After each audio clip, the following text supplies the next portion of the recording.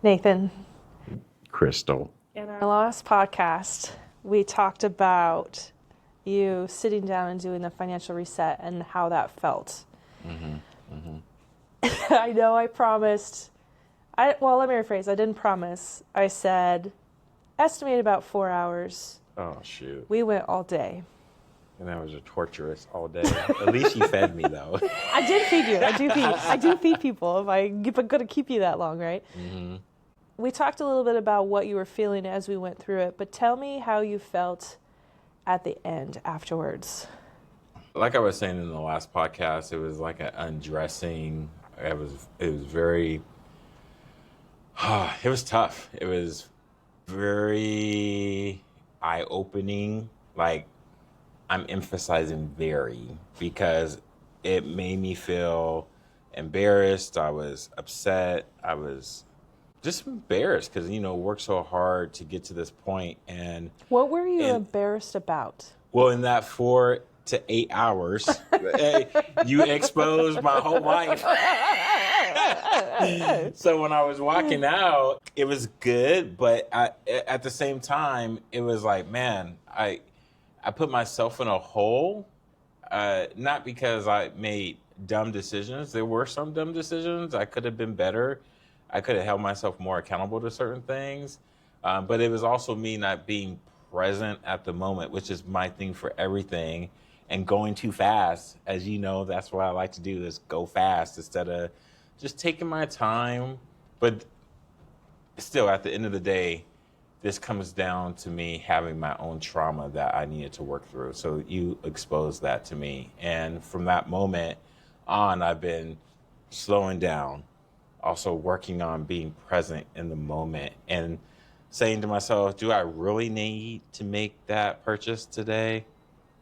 That's hard. When you left, you're saying, okay, did you get a sense of relief, or did you have a sense of relief even though and then also overwhelmed at the same time? Yeah, I mean, November 15th, I still have PTSD from it.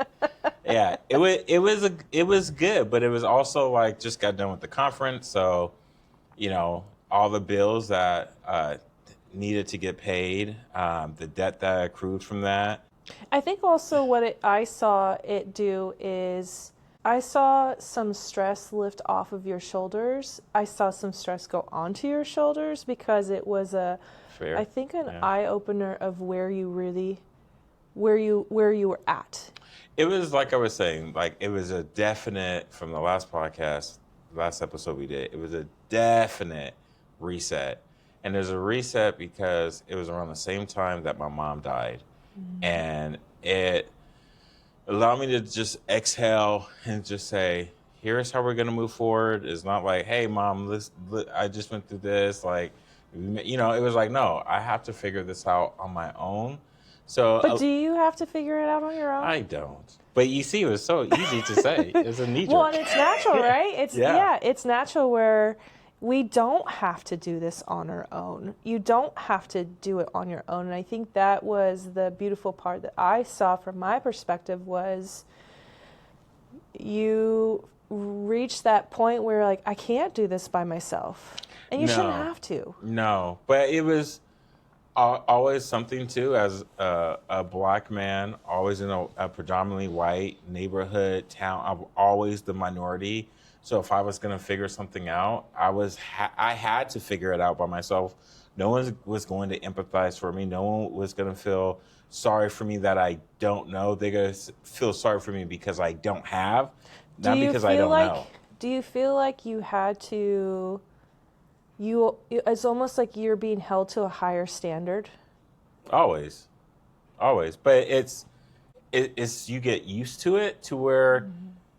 When I was in Kenya the last time, I did get triggered by like, oh shoot, there's no white people here. Like, it felt so good. But it's also something I'm used to, and I'm used to being used to it to where I don't think about it anymore. So when it comes to these sort of things, it makes me lean more into finding the people that can help me that I don't feel. I mean, feeling's a tricky word because, feelings can get out of hand. But I don't feel I have to code switch with you. I don't feel that you're going to look at me and judge me, or you're going to look at my situation and pity me. That's not how you roll. No. And I don't think we ever should pity or make people feel less than what they are. We all are human. We all make decisions. Doesn't mean that's not how people treat you, though. Sure, absolutely. I'm no better than the next person, right? I just have different skill sets than the next person.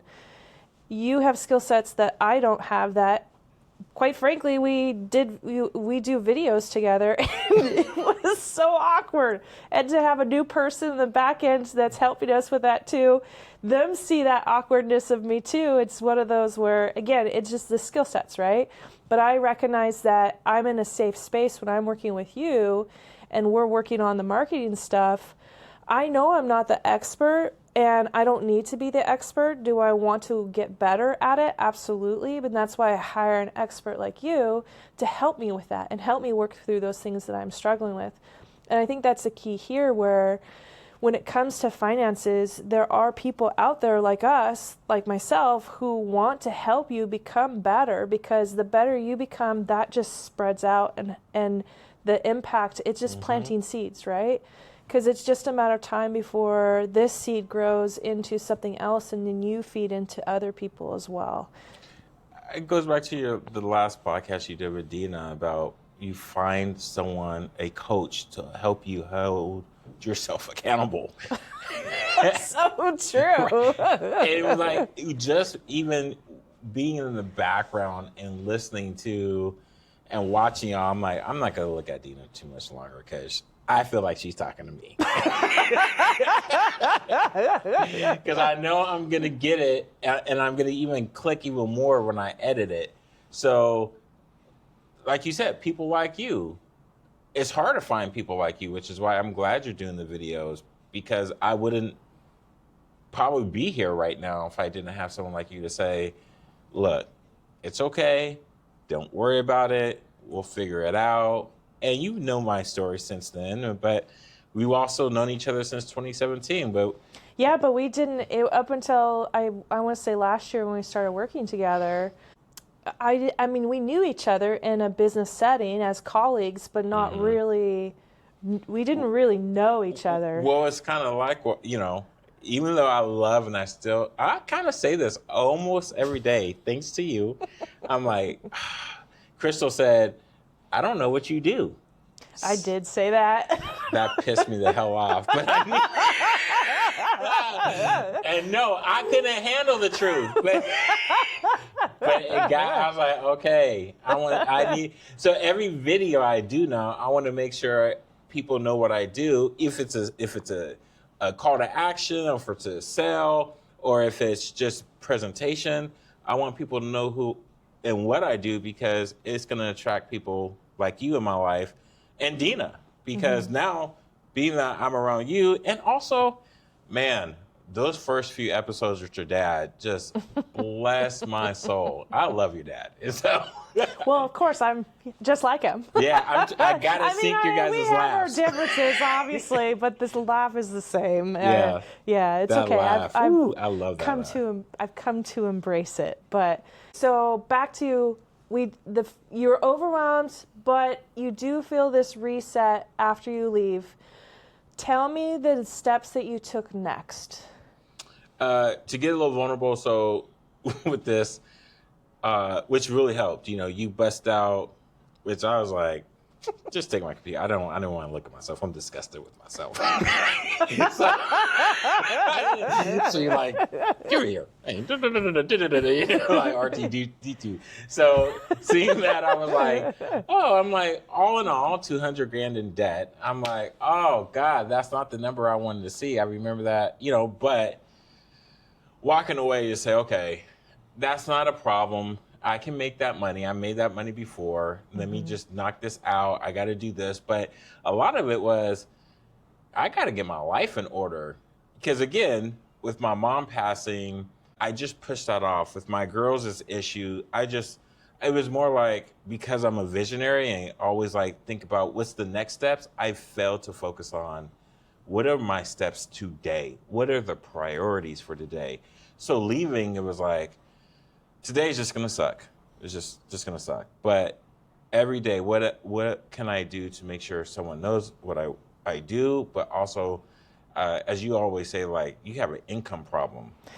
Absolutely. And I think that's what we determined that day is you went from in the, less than a year before that, you didn't have an income problem. No.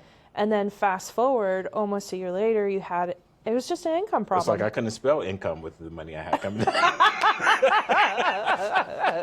Yeah. But I think that was the thing that we were able to, but part of what we did that day and why we went longer is because not only did we write down your income, your expenses, your debt, we said, okay, we talked about the direction that you wanted to take your business, the direction that made sense for you to take your business, and we worked through, okay, if you have an income problem, let's talk about how to solve that income problem. Because expenses you can only cut so far. True.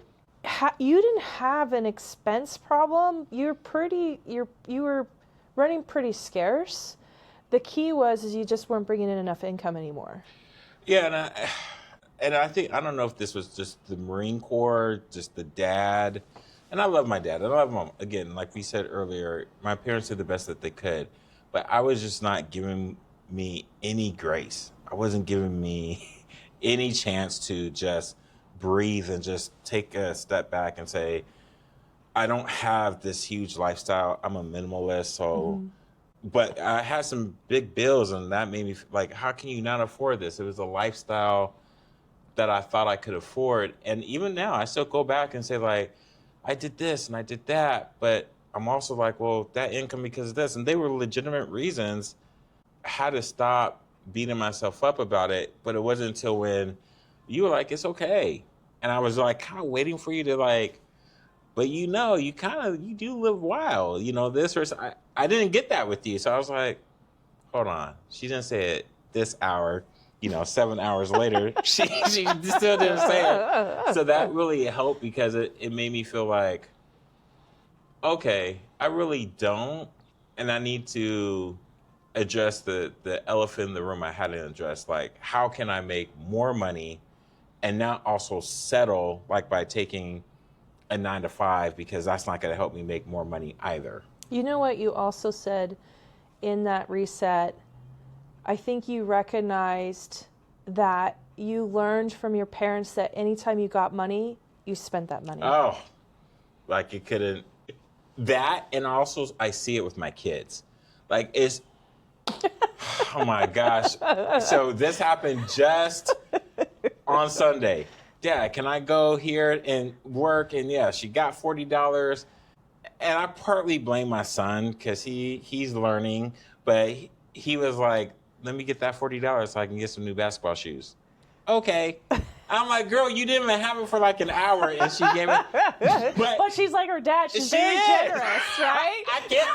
I can't be mad at her. She was like, but I feel bad for him. I'm like, girl, you said you was good, but like, okay, no, that's a lesson. That's me. Thank you, God.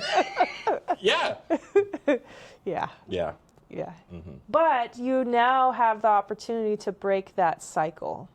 I do, because it's one thing to like say like my parents, well, you don't know, but I've heard, and I think I've said it a couple of times, but they say DNA is stronger than willpower. I heard that, I was like, this is in regards to like weight loss, but when I see it with like other things in my life, and then when I saw it with this, like my parents had issues, and I'm like, my kids do the exact same thing, and I have set them up on certain accounts and did all these things, and it's like, it's not a matter of they don't know or they don't want to, they do, and they are learning. It's just what they have, DNA, and I have to teach them to unlearn that, but I also have to model it for them.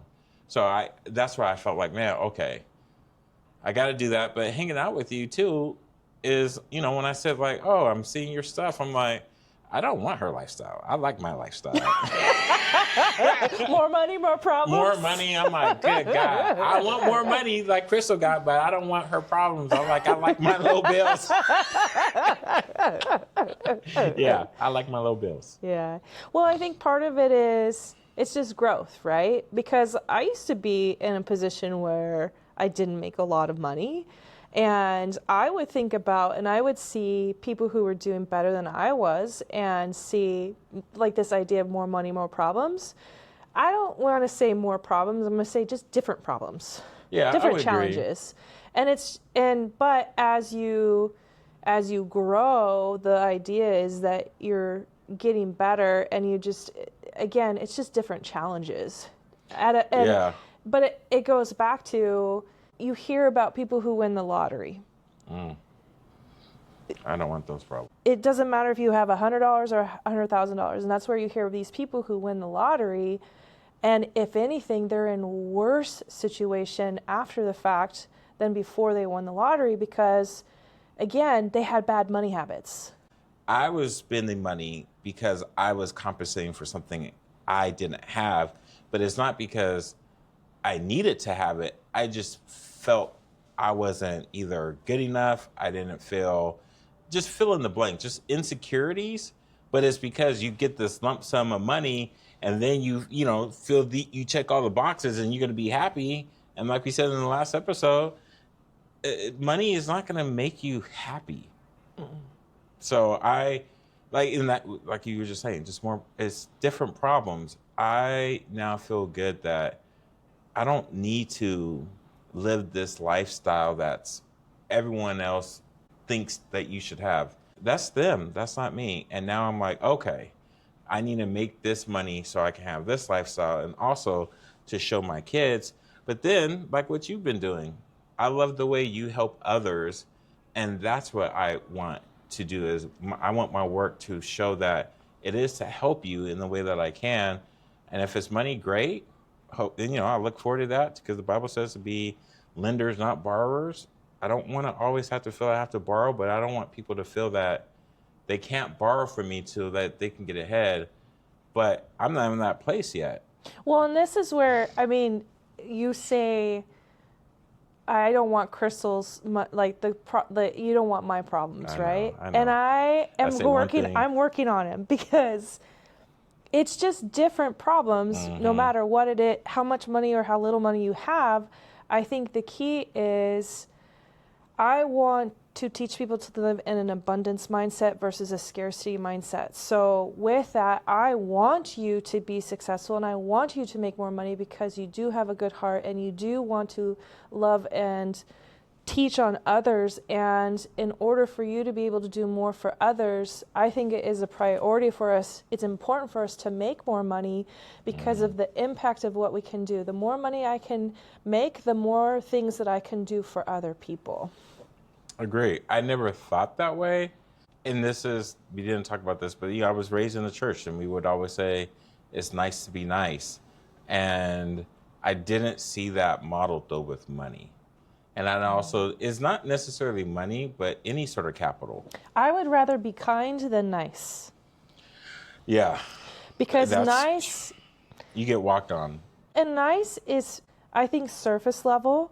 Kind is, sometimes it's telling people what they don't want to hear, but in a loving, compassionate way.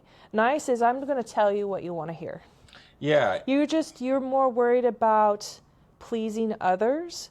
Whereas for me, I want to be kind. I want to sometimes tell you what you don't want to hear, but I'm not doing it out of hate. I'm not doing it to be malicious. I'm doing it because my hope is that by being direct and saying, hey, I know you probably don't want to hear this, but I'm going to say this from my perspective. This is what I'm seeing, because my hope is that it helps you see whatever it is that you might be struggling with, that will help you be able to, again, sometimes we can't fix what we don't know is a problem. No. And I think with money, that's what I was seeing. And for you, I love to see, okay, November 15th, that was a rough day for you. I saw it. Man. But now fast forward 7 months later, how are you feeling today? I know you can kind of answer that, but you stopped yourself. That was funny. I feel with some recent events in the last few months, I feel more of the monkeys off my back, as I don't have to, a lot of it, because a lot of those insecurities are about my pride and ego, but it's also because I felt I had to fill a certain mold or persona for somebody, rather than just saying, look, I can only live this life for myself. And money, even though it's like it's a necessity, is also a tool. So I feel much better to say I can use this tool in these different ways, rather than before I was looking at money as a scarcity object. I think what's helped too is the finance coaching along the way, because you're so good. It opened up the door for us to now have conversations, and for you to say, you've asked me over the last several months, there are times where you've come to me and you would ask me something, or you were asking for help in from some coaching around money stuff. I was like, oh yeah. I'd answer the question, and I just recall us talking about how you're like, that was so hard for me to ask you. You just made it easy. I go, well, yeah, it doesn't need to be difficult, right? But I think that's the thing that we have to remember, and I struggled with it when I was younger, is money is hard to talk about, and sometimes it's hard to raise your hand and ask for help, because we have those ants, something negative thoughts, Automatic negative thoughts.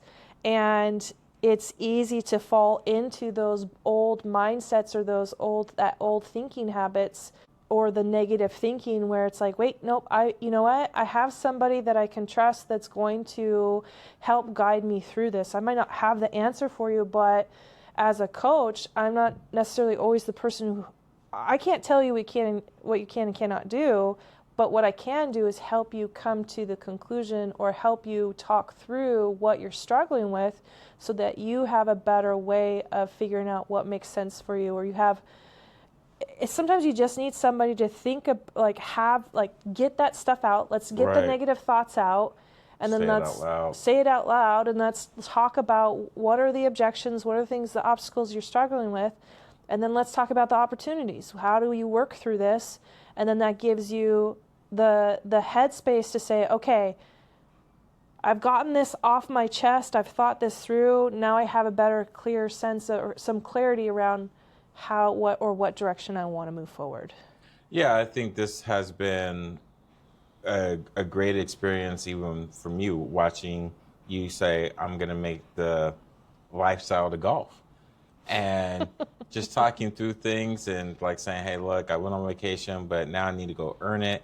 And it's just little things of that, like I see in your behavior, because these are also things like I'm watching to say, okay, is she gonna, but it's not like I'm watching you to see if you fail. I'm watching to see, how do you do it? Like, how does she do it in her own way? And you don't have a script. That's also what I like. It's not like this linear program, regimented schedule. If you don't do it, you got to start back from the beginning, and you get 10 lashings. It's none of that. So that has been great for me to see, because that's kind of like how I always said in my mind, like, if you don't do it, you have to start back over from square one. And then the other part to it, lastly, is it's never a one and done. It's a never-ending cycle. No, it's never a one and done. I mean, I just did a reset for myself last weekend. Yeah, I remember you talking about it. Yeah. Yeah. So no, that's the part I'm like, oh, well, okay, well.